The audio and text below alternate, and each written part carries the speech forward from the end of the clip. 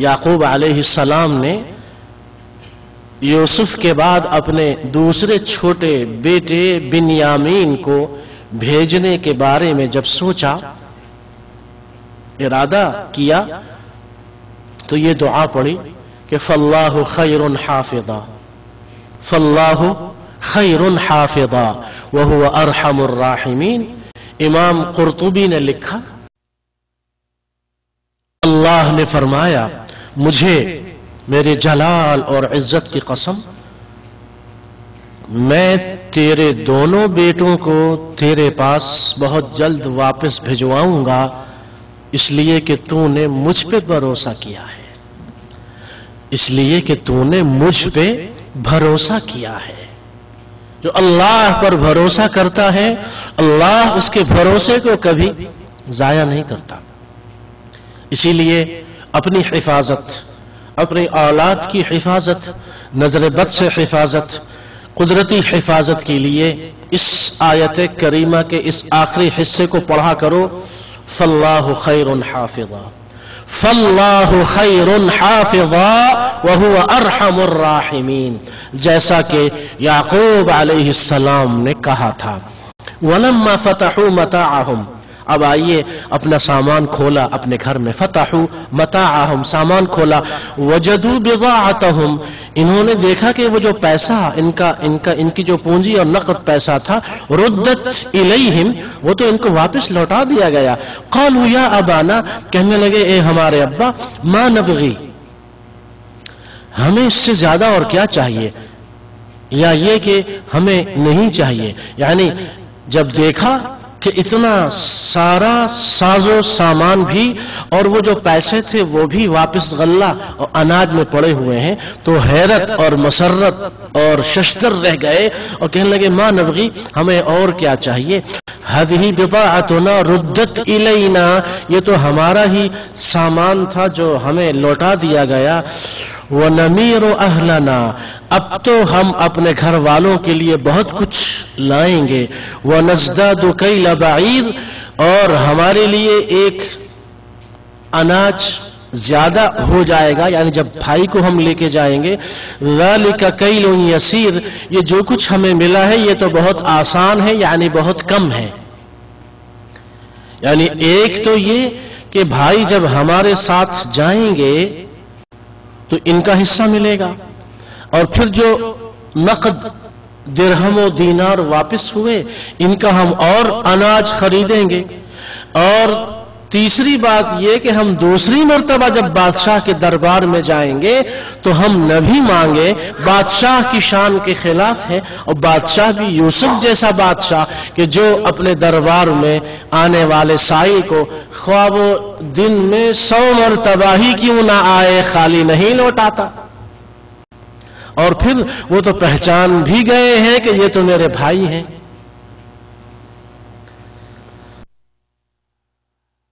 क़ाला लन उरसिलहु मअकुम, याकूब अलैहिस्सलाम ने कहा कि मैं तो कभी भी अपने छोटे बेटे को तुम लोगों के साथ कभी भी नहीं भेजूंगा, इसलिए कि पहले जिसको भेजा उसको तुमने क्या किया, अब ये छोटा दूसरा बेटा है, इसको भी तुम ले जाना चाहते हो। हाँ, हत्ता तु'तूने मौसिक़म मिन अल्लाह, ये अलग बात है कि तुम, हाँ, जब तक तुम अल्लाह के नाम का पक्का वादा, अहद और कसम न खा लो, उस वक्त तक हम इसको तुम्हारे साथ बिन्यामीन को नहीं भेजेंगे। हत्ता तु'तूने मौसिक़म मिन अल्लाह लतअतुन्ननी बिही इल्ला अन युहाता बिकुम, तुम पक्का अहद करो। हाँ, ये अलग बात है कि कुदरती कोई आफत तुम्हें पकड़ ले, तुम्हें घेर ले, वो अलग बात है, लेकिन तुम हमसे ये वादा जरूर करो। फलम्मा आतौहु मौसिक़हुम, सब आए और सब ने आकर पक्का अहद और वादा किया, कसम खाई। तो यूसुफ अलैहिस्सलाम के वालिद याकूब अलैहिस्सलाम ने फरमाया कि अच्छा, अब तुम सब गवाह रहो, तुम भी हो और मैं भी हूं, और तुम सब के सब अल्लाह के नाम पर पक्की कसम खा रहे हो, तो सुनो। قال اللہ علی ما نقول وکیل. قال اللہ علی ما نقول وکیل.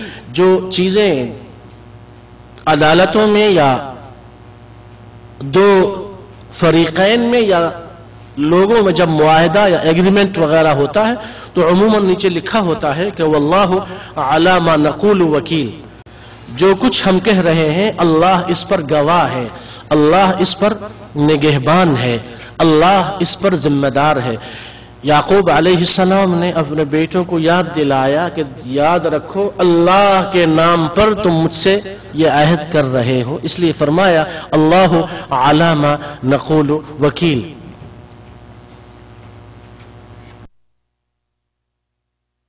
یہ اب تک جو ہم نے پڑھا دیکھیے یہ 10 لڑکے ہیں، یوسف علیہ السلام کے بھائی اور یعقوب علیہ السلام کے بیٹے. انہوں نے یوسف علیہ السلام کو لے جاتے ہوئے اپنے والد کو دھوکہ دیا، جھوٹ بولا، فریب سے کام لیا، چال بازی اور مکاری سے کام لیا، جھوٹی قسمیں کھائیں اور بھائی کو ظلم کر کے چھوٹے معصوم بھائی کو کنویں میں پھینک دیا. اور اس دوران وہ طویل عرصہ گزرا. یعقوب علیہ السلام نے ان کے اس اتنے بڑے جرم کے باوجود ان کو گھر سے نہیں نکالا، ان کو جائیداد سے عاق نہیں کیا جیسا کہ عموماً آج کل لوگ کر دیتے ہیں، جو کہ شرعاً بالکل جائز نہیں ہے، اور ان سے بالکل تعلقات منقطع نہیں کیے. یہ ماں باپ کو بتایا کہ بیٹیوں بیٹوں اولاد میں اگر کوئی نافرمان ہو تو یک جنبش قلم فوراً ان کو گھر سے نکال دینا اور ان سے تعلقات ختم کر لینا یہ مناسب نہیں ہے، بلکہ ان کو اپنے ساتھ رکھو، ان کو سمجھاتے رہو، ان کے لیے دعائیں کرتے رہو. آج نہیں تو کل، آج نہیں تو کل بہت جلد وہ وقت آئے گا کہ اللہ تعالی تمہاری دعائیں سن لے گا. تمہاری راتوں کو اٹھ اٹھ کے مانگی جانے والی دعائیں رائیگاں نہیں جائیں گی اور اولاد کی اصلاح ہو جائے گی. اس لیے اولاد کے ساتھ ظلم و زیادتی اور سختی نہ کرو. یہ جو بعض ماں باپ بیجا سختی کرتے ہیں یہ بالکل شرعاً جائز نہیں ہے. اس کا یہ مطلب بھی ہرگز نہیں ہے کہ دین اور اخلاق اور اچھائی کے معاملے میں ماں باپ بالکل سختی نہ کریں، یہ ہرگز نہیں. سختی بھی کی جائے اور جہاں سختی کی ضرورت ہو لیکن حکمت کے ساتھ، نرمی کے ساتھ. یعقوب علیہ السلام نے اپنے بیٹوں کو اپنے ساتھ رکھا، ان کو سمجھاتے رہے، ان کو دعائیں دیتے رہے، ان کے لیے دعائیں کرتے رہے.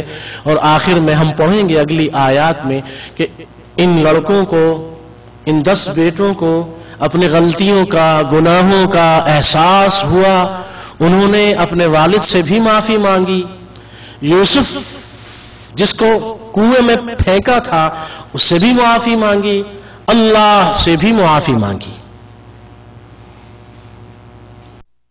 اب یعقوب علیہ السلام تیار ہو گئے، اپنے بیٹوں کو اجازت دے دی کہ جو چھوٹا بیٹا ہے میرا نور نظر، یوسف کے بعد یوسف کا بھائی سگا بنیامین، اس کو تم لے جاؤ. تو فرمایا کہ دیکھو، سفر پہ روانہ کرنے سے پہلے اپنے لڑکوں اولاد کو نصیحت کی. سفر پہ اولاد جب جائے ان کو نصیحت کرو کہ نماز کی پابندی، سفر کی دعائیں، سفر میں اپنی حفاظت، اللہ کے احکامات کی پابندی، جہاں رہو جہاں جاؤ مسلمان بن کے رہو، مسلمان بن کے جاؤ. یعقوب علیہ السلام نے سفر پہ روانہ ہونے سے پہلے اپنے بچوں کو سمجھایا، لڑکوں کو، سب کو. یا بنیہ، اے میرے بیٹو. یا بنیہ، یا بنیین تھا، یا حذف ہوئی تو یا بنیہ جمع کا صیغہ ہے. اے میرے بچوں، اے میرے لڑکوں. لا تدخلوا من باب واحد، ایک دروازے سے شہر میں داخل نہ ہونا.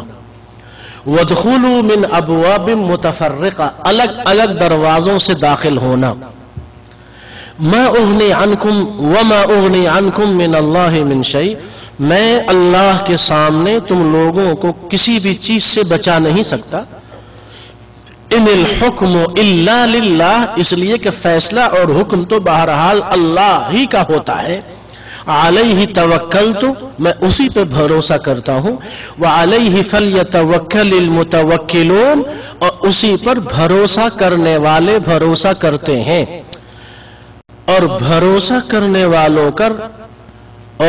کرنے والوں کو اسی پر بھروسہ کرنا چاہیے. یعقوب علیہ السلام اور یوسف علیہ السلام کے جو جملے ان آیات میں ہم نے پڑھے اور پڑھ رہے ہیں، ان میں بار بار اللہ کی وحدانیت، اللہ کے اسماء مبارکہ کا ذکر ہے. یہاں جس چیز کو بیان کیا جا رہا ہے وہ یہ ہے کہ یعقوب علیہ السلام نے اپنے بیٹوں سے کہا کہ تم جب داخل ہو دربار میں یا شہر میں تو ایک دروازے سے مت داخل ہونا. اس زمانے میں شہر چونکہ چھوٹے چھوٹے شہر ہوا کرتے تھے، ہر شہر کے ارد گرد بہت بڑی قلعہ نما دیوار ہوا کرتی تھی. متحدہ ہندوستان میں بھی جو بڑے بڑے شہر ہیں، جیسے ہمارے ہاں لاہور ہے، ملتان ہے، یا اس قسم کے تاریخی شہر ہیں، ان تمام شہروں کے ارد گرد ایک بہت بڑی دیوار ہوا کرتی تھی، اور اس دیوار میں بڑے بڑے مرکزی گیٹ یا دروازے ہوا کرتے تھے. انہی دروازوں سے کوئی دور یا باہر سے آنے والا شہر میں داخل ہو سکتا تھا، اور رات کو وہ دروازے بند کر دیے جاتے تھے. چونکہ آبادیاں اتنی زیادہ پھیلی نہیں تھیں، اب تو چونکہ آبادیاں بہت پھیل گئی ہیں، اس لیے فصیل اور دیوار اور گیٹ اور یہ چیزیں اب نہیں رہیں. اس زمانے میں مصر میں داخل ہونے کے لیے جو بڑے بڑے مین گیٹ اور دروازے تھے اس کا ذکر ہے. وہی چیز جو ہم نے درس کے شروع میں بیان کی کہ پہلی مرتبہ جب وہ لوگ آئے تو اس وقت یعقوب علیہ السلام نے کیوں یہ نہیں کہا کہ تم لوگ 10 بھائی ایک دروازے سے نہ جانا، الگ الگ دروازوں سے جانا، اور اب جب آئے تو اب کے ان سے کہہ رہے ہیں کہ تم الگ الگ دروازوں سے جانا. علماء نے لکھا ہے اس لیے کہ پہلی مرتبہ جب آئے تو اس مرتبہ ان کو نہ کوئی پہچاننے والا تھا، اور نہ ان کی حالت ایسی تھی، شکستہ حالت تھی، بری حالت تھی، تو اس وجہ سے بھی حسد کا، دشمنی کا یا نظر لگنے کا اندیشہ اور احتمال نہیں تھا. اب جب آئے ہیں تو ایک تو مشہور ہو گئے کہ یہ 10 بھائی ہیں جو فلسطین سے آئے تھے، اب دوبارہ آ رہے ہیں یا آ چکے ہیں، اور یہ تو شاہی دربار میں مستقل کئی دن پہلے بھی رہے ہیں، اب بھی رہیں گے، اور اب جب آئے تو ظاہر ہے وہ ساز و سامان ساتھ لے کر گئے تھے، تو کھانے پینے کے دن ان کے اچھے گزرے، کھاتے پیتے رہے، صحت بن گئی ماشاءاللہ. اور جو کپڑے اور ہدیے اور چیزیں بھائی نے دی تھیں یوسف علیہ السلام نے، وہ قیمتی پوشاک اور کپڑے بھی پہنے ہوئے تھے، تو اب کی جو حالت ہے وہ پہلی حالت سے مختلف تھی. اس لیے فرمایا یعقوب علیہ السلام نے فرمایا ایک تو یہ کہ تم 10 بھائی جب ایک دروازے سے داخل ہوگے تو کہیں ایسا نہ ہو کہ تمہیں کوئی جاسوس نہ سمجھے یا تم پر کوئی اور شک و شبہ نہ کرے. اور دوسری بات یہ کہ ایک دروازے سے داخل ہوگے تو کہیں ایسا نہ ہو کہ تم کو نظر لگ جائے. یعقوب علیہ السلام چونکہ پہلے سے ڈرے ہوئے تھے کہ ایک بیٹا تھا، ایک جو سب سے مجھے محبوب اور سب سے اچھا لگنے والا نور نظر بیٹا تھا، وہ بھی چلا گیا، بچھڑ گیا. دوسرا جس سے سب سے زیادہ محبت تھی وہ بھی ان کے ساتھ جا رہا ہے، اور باقی یہ 10 ہیں، برے ہیں، اچھے ہیں، جیسے بھی ہیں، آخر بیٹے تو میرے ہی ہیں. اولاد ہے نا، تو اس لیے لوگ کہتے ہیں کیا کریں، اولاد ہے. یہ اولاد بڑی، ان الولد مجبنۃ محزنۃ مبخلۃ، یہ جو اولاد ہے یہ بڑی عجیب چیز ہے، یہ اللہ کی بڑی نعمت ہے لیکن بہت بڑی آزمائش ہے. کہا کہ اولاد یہ آدمی کو بزدل بنا دیتی ہے، اولاد آدمی کو بخیل بنا دیتی ہے. اور اولاد ماں باپ کو غمگین، اداس، رنجیدہ بنا دیتی ہے۔ اولاد اگر بیمار ہے تو ماں باپ پریشان، اگر نظروں سے دور دوسرے کسی ملک یا دور چلے گئے تو ماں باپ پریشان، اور اولاد اگر اللہ تعالی ہر اہل ایمان ہم سب کی اولادوں کو ہمارے لیے دنیا و آخرت کا ذخیرہ بنائے، قرۃ عین بنائے، ایمان اور تقوی والی اولاد بنائے۔ اولاد اگر نافرمان ہے تو بھی پریشانی۔ اولاد کی وجہ سے لوگ مال خرچ نہیں کرتے کہ بچوں کے لیے بچا کے رکھو، مبخلتن، بخیل بنا دیتی ہیں، مجبنتن، جہاد پہ نہیں جاتے، دور دراز کا سفر نہیں کرتے اللہ کے لیے، اس لیے کہ وہ اولاد بزدل بنا دیتی ہے۔ تو اولاد ہے۔ یعقوب علیہ السلام کو ڈر تھا کہ کہیں میری اولاد کو نظر نہ لگ جائے، نظر جو نظر بد ہے۔ ان العین لا تدخل الرجل القبر والجمل القدر، یہ جو نظر ہے نا، بری نظر، یہ آدمی کو قبر تک پہنچا دیتی ہے، قبر میں پہنچا دیتی ہے، اور اونٹ کو ہنڈیا میں ڈال دیتی ہے۔ اونٹ ہنڈیا میں جا سکتا ہے؟ نہیں جا سکتا، لیکن فرمایا اگر اونٹ کو نظر لگ جائے تو نظر کی وجہ سے اونٹ ہنڈیا میں چلا جائے گا۔ نظر ایسی تیز چیز ہے، یعنی صحیح مسلم میں فرمایا العین حق، نظر لگتی ہے۔ اسی لیے فرمایا اکثر من یموت من امتی بعد قضاء اللہ وقدرہ بالعین، میری امت کے اکثر جو لوگ مریں گے قضاء و قدر کے بعد وہ نظر بد کی وجہ سے مریں گے۔ گویا کہ نظر جب لگتی ہے تو آدمی کو مار دیتی ہے، یعنی آدمی ختم ہو جاتا ہے۔ سحر جو کہ جادو ہے، جادو سے اور ہر قسم کی برائی سے زیادہ بری چیز نظر بد ہے، نظر کا لگ جانا، اور یہ حق ہے۔ احادیث میں کثرت سے واقعات موجود ہیں۔ عامر بن ربیعہ اور سہل بن حنیف دو صحابی ہیں، ان کا بھی یہ واقعہ ہے کہ انہوں نے کپڑے اتارے تو بعض صحابہ نے دیکھا ان کا بدن خوبصورت تھا، نظر لگ گئی۔ آپ صلی اللہ علیہ وسلم نے فرمایا کہ اذا رأى احدكم من نفسه او ماله او اخيه شيئا يعجبه فليدعو بالبرکہ، تم میں سے جب کوئی ایسی چیز دیکھے جو اس کو اچھی لگے، یعنی دیکھنے پہ اچھی لگے، کوئی خوبصورت مرد ہو، کوئی خوبصورت بچہ ہو، کوئی خوبصورت چھوٹی ننھی منی بچی ہو، کوئی پھول ہو، کوئی گھر ہو، کوئی گاڑی ہو، کوئی اچھی آواز ہو، کوئی اچھا انسان ہو، وہ اپنی جان ہو، اپنے آپ کو دیکھو، اپنی بیوی ہو، اپنی بیٹی ہو، اپنا بیٹا ہو، اپنی بہو یا اپنی بہن ہو، یا اپنی کوئی قریبی رشتہ دار ہو، یا کوئی دوست ہو، یا کوئی مسلمان ہو، کوئی بھی انسان ہو، کوئی چیز تم دیکھو تم کو اچھی لگے تو فوراً کہو ما شاء اللہ تبارک اللہ فلیدعو بالبرکہ۔ نبی صلی اللہ علیہ وسلم نے فرمایا کہ تم میں سے جب کوئی شخص کوئی ایسی چیز دیکھے اپنے جان میں، اپنے نفس میں، اپنے مال میں یا کسی اور کے ہاں، تو برکت کی دعا دو، اس کو برکت کی دعا دو۔ ہمارے ہاں بہت بڑی مصیبت یہ ہے کہ ما شاء اللہ کہنے کا رواج سرے سے ہے ہی نہیں۔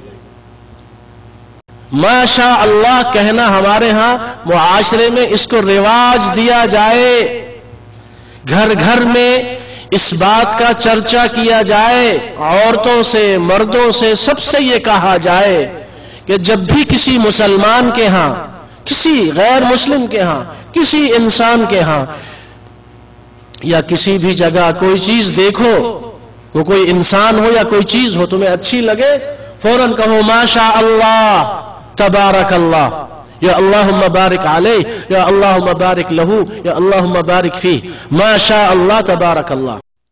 ہمارے ہاں اس کا بالکل رواج نہیں ہے، باتیں خوب کرتے ہیں، ماشاء اللہ کوئی نہیں کہتا، جس کی وجہ سے نظر لگ جاتی ہے۔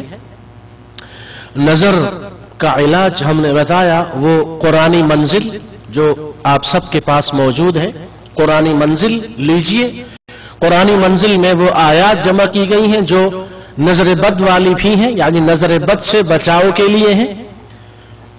قرآنی منزل میں وہ آیات قرآنیہ بھی ہیں جو جادو سے بچاؤ کے لیے ہیں۔ قرآنی منزل میں وہ قرآنی آیات بھی ہیں جو ہر جسمانی روحانی بیماری کی شفا کے لیے ہیں۔ قرآنی منزل میں وہ تمام آیات ہیں جو اسم اعظم والی آیات ہیں۔ تو نظر بد سے بچاؤ کے لیے یہ ضروری ہے کہ ہم خود بھی اور اپنی اولاد کو بھی سکھائیں کہ صبح و شام کی مسنون دعائیں، گھر میں داخل ہونے گھر سے نکلنے کی مسنون دعائیں، دکان فیکٹری وغیرہ دفتر میں آفس میں داخل ہونے کی دعائیں، نکلنے کی دعائیں، خاص طور پہ اس دعا کو ہم سب یاد کر لیں، اپنی بیوی، بچیوں، بچوں، دوستوں سب کو سکھا دیں کہ جب گھر سے نکلو، جب گھر میں داخل ہو، اپنے آفس یا کمرے سے نکلو، کمرے میں داخل ہو، اپنی فیکٹری، کارخانہ، دکان نکلو، داخل ہو، بازار میں داخل ہو، بازار سے نکلو، کسی بھی جگہ داخل ہو، کسی بھی جگہ سے نکلو، گاڑی میں بیٹھو، گاڑی سے اترو، ہر حال میں کہو بسم اللہ علی نفسی و اہلی و مالی، بسم اللہ علی نفسی و اہلی و مالی، اللہ کا نام ہو میری جان پر، میرے مال پر، میرے اہل و عیال پر، جس چیز پر اللہ کا نام آ جائے اسے کوئی چیز تکلیف نہیں پہنچا سکتی۔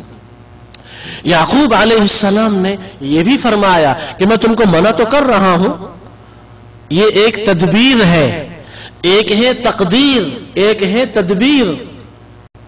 مومن سے یہ کہا گیا ہے کہ تقدیر پر ایمان لاتے ہوئے تدبیر کو اختیار کرے، اور تدبیر کو اختیار کر کے جو کچھ تقدیر کی وجہ سے مل جائے یہ کہے کہ یہ اللہ کی طرف سے ایسا ہی مقدر تھا، قدر اللہ ما شاء فعل، یا یہ کہے قدر اللہ وما شاء فعل، یا قدر اللہ وما شاء فعل، اللہ نے جو کچھ مقدر کیا تھا وہی ہوا، اور جو کچھ اللہ چاہتا ہے وہی ہوتا ہے۔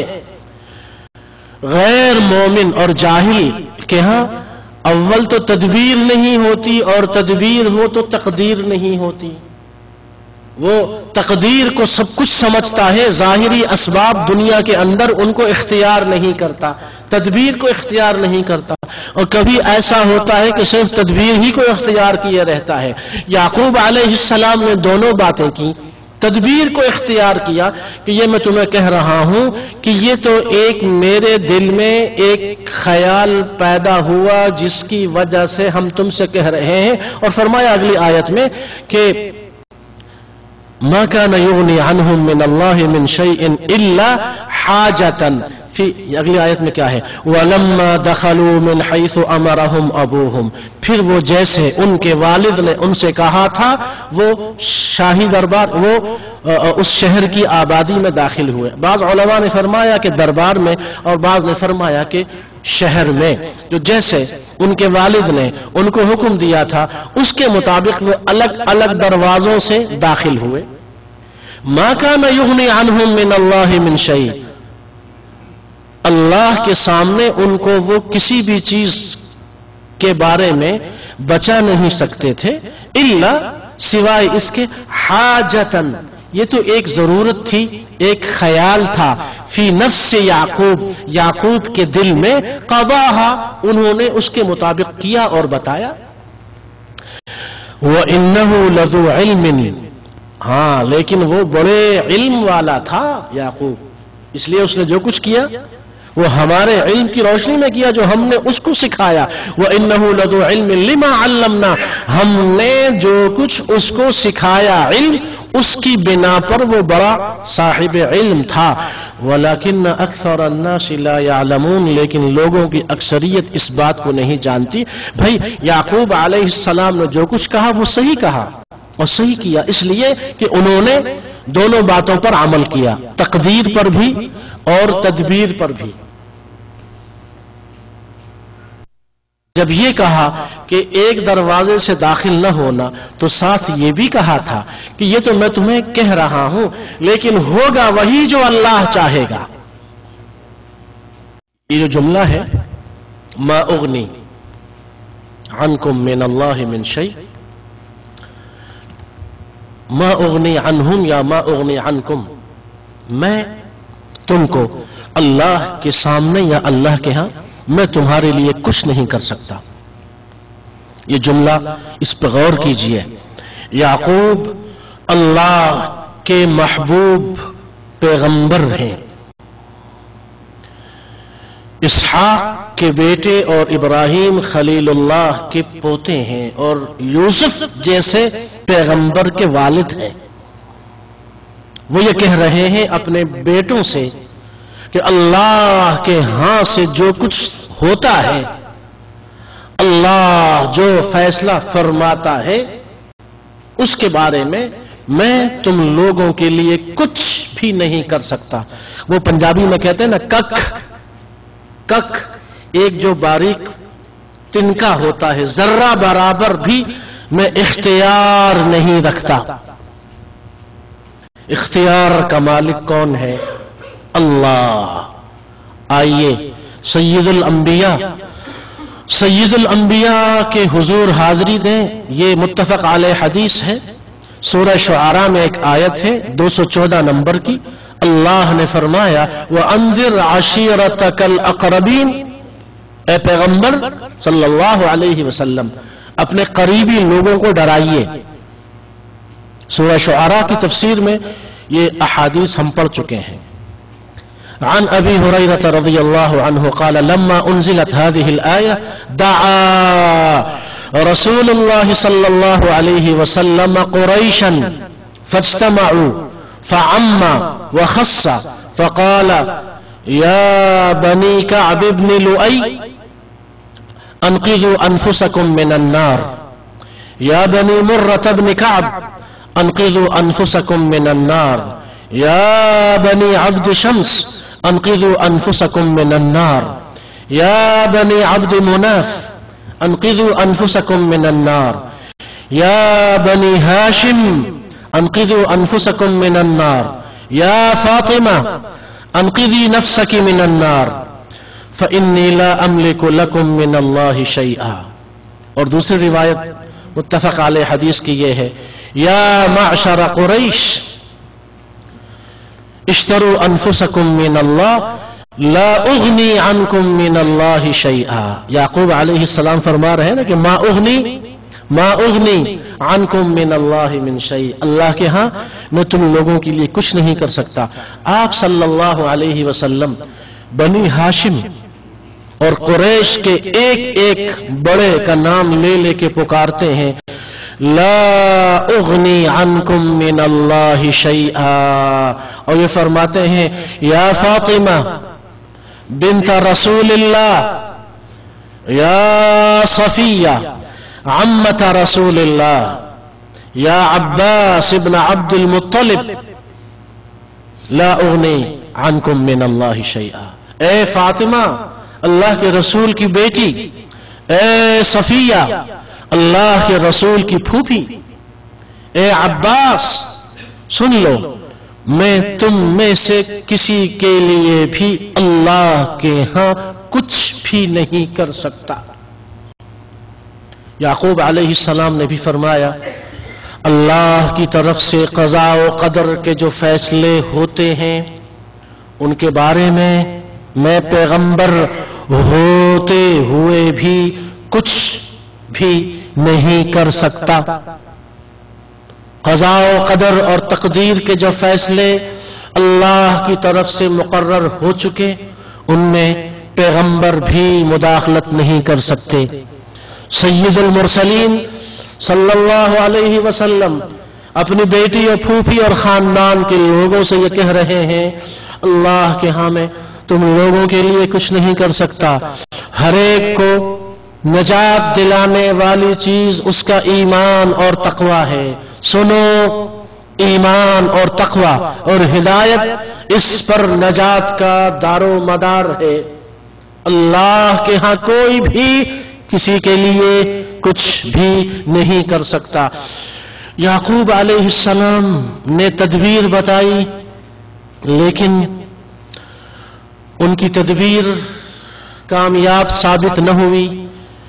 انہوں نے یہ چاہا کہ بیٹوں کو نظر نہ لگے اور مزید کوئی بیٹا مجھ سے نہ بچھڑے، لیکن ان کی تدبیر کامیاب ثابت نہ ہوئی۔ اللہ کی طرف سے جو کچھ مقرر اور مقدر تھا وہ سامنے آیا کہ ایک دوسرے بیٹے کی جدائی کا صدمہ بھی ان کو جھیلنا پڑا۔ اگلی آیات میں ہم پڑھیں گے کہ یوسف علیہ السلام کے دل میں اللہ کی طرف سے باتیں ڈالی گئیں۔ یوسف علیہ السلام نے اپنے چھوٹے بھائی بنیامین کو روک لیا اور باقی بھائیوں کو واپس بھیج دیا۔ یعقوب علیہ السلام کی یہ تدبیر کہ بچوں کو نقصان نہ پہنچے کامیاب ثابت نہ ہوئی، اور ایک اور بیٹا ان سے کچھ عرصے کے لیے بچھڑ گیا اور ان کے غم میں مزید اضافہ ہوا۔ چونکہ اللہ نے اور درجے بلند کرنے ہیں، اس لیے مزید آزمائش اور ان کو ملی۔ جن کے رتبے ہیں سوا، ان کی سوا مشکل ہے۔ جو اللہ کے جتنے زیادہ قریب ہوتا ہے اسی قدر آزمائش اس کی زیادہ سنگین ہوا کرتی ہے۔ یعقوب علیہ السلام نے بھی صبر کیا، ان کے بیٹے یوسف علیہ السلام نے بھی صبر کیا، اور صبر کا پھل میٹھا ہوتا ہے کہ اللہ سبحانہ و تعالی نے دنیا میں بھی ان کو بادشاہت سے نوازا، عزت و تکریم سے نوازا، اور آخرت کا اجر ان کے لیے محفوظ ہے۔ سبحان ربک رب العزت عما یصفون وسلام علی المرسلین والحمد للہ رب